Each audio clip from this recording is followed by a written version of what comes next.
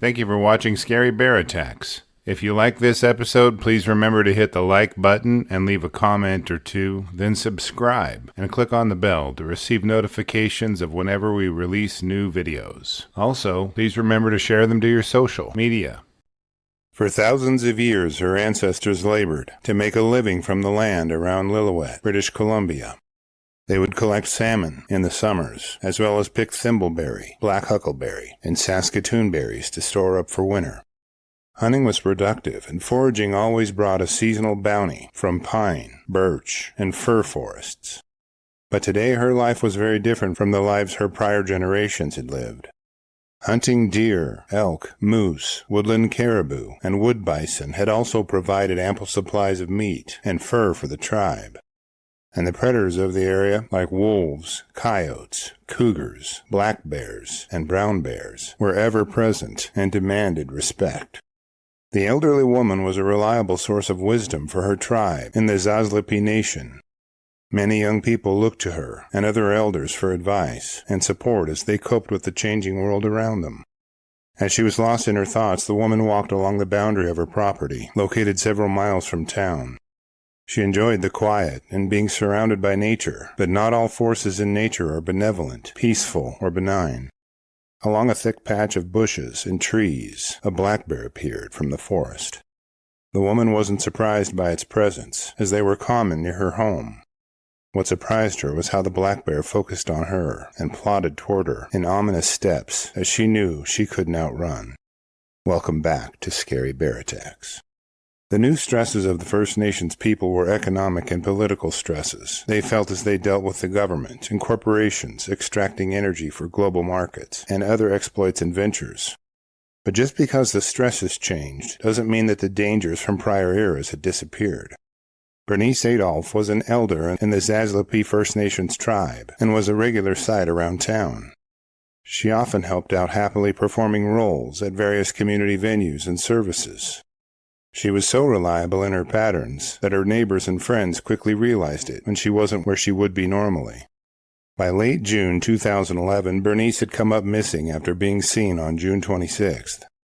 The local community had reported her missing from the usual places she was observed. She hadn't picked up her weekly supply of groceries and wasn't seen running errands around town.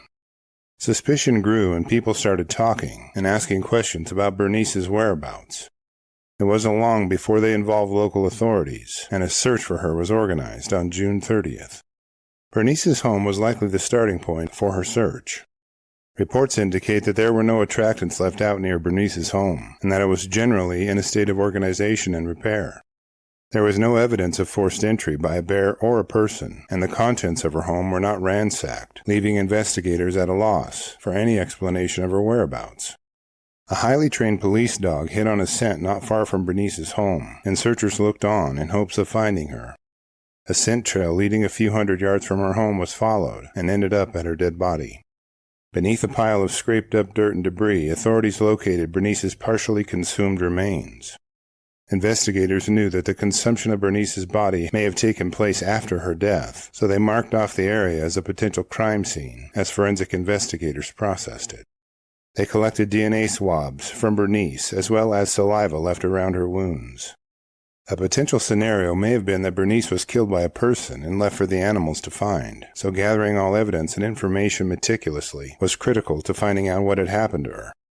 Her body was taken to the forensic lab for analysis by investigators and was examined by the coroner for the cause of death. After all possible causes were excluded, Bernice's death was determined. She had died from the wounds inflicted during a bear attack. Although the body was believed to belong to Bernice, it took dental records to confirm her identity, given that a substantial portion of her corpse was consumed. Now understanding that they had a predatory bear in their area, conservation officers set snare traps over bait and established patrols in the forest to search for the bear. As expected, their bait brought in several bears, 5 of which were shot and killed by the officers.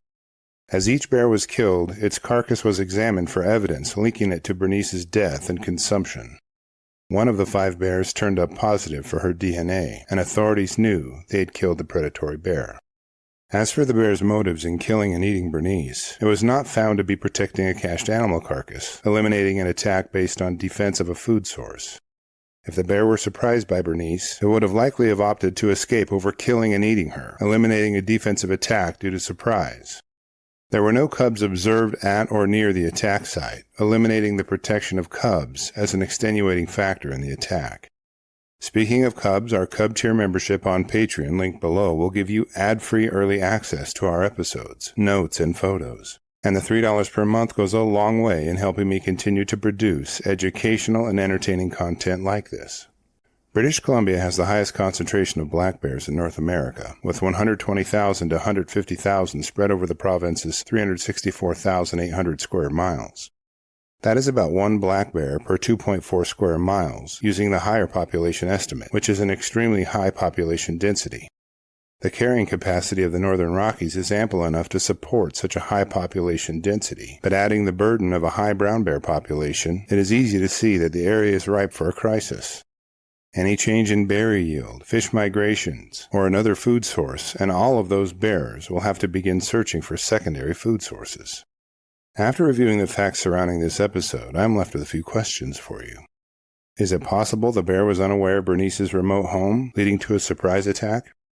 Was the bear stalking the woman previously, and was finally able to ambush her? Is it possible that bears see people as competition and kill humans to consolidate food resources in a habitat? I will gladly read and reply to your thoughts, so post them in the comments section below, and let's talk about it. Thank you for watching Scary Bear Attacks. If you've enjoyed this episode, please consider clicking on the like button and clicking on the bell icon. We'll help you know when we post our new episodes. Posting our video links to your social media profiles furthers awareness, and it's fun. We've slashed our prices in our merch store, linked below, so check out the bargains there while you shop. As a member of our human community, remember to adventure bravely and be careful out there, especially in bear country.